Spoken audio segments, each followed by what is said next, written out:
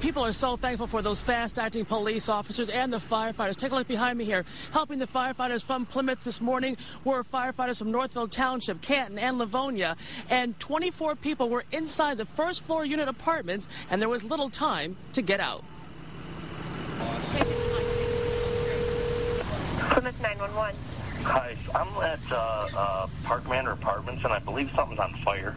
It happened around 2:30 this morning. The Park Manor Apartments in Plymouth were on fire, and most people living here were fast asleep, till 2 or 3 police officers working the midnight shift began banging away.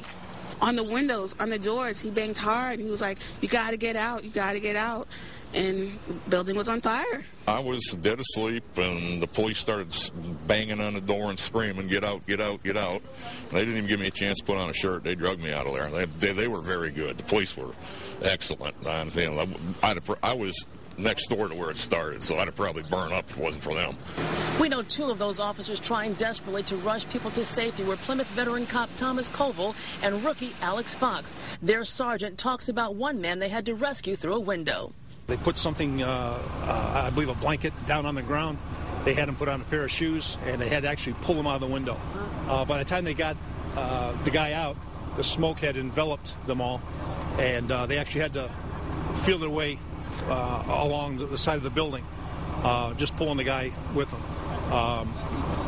When they went back to get other people, they had to actually go into vacant apartments to get fresh air to continue their search.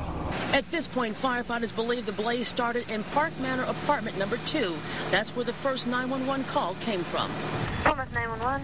I need a fire department. Okay, what's going on? Is it 444 Plymouth Road? The preliminary cause right now seems to be an electric blanket that malfunctioned and caught on fire. And the woman with that electric blanket in apartment 2 we're told suffered burns to her feet.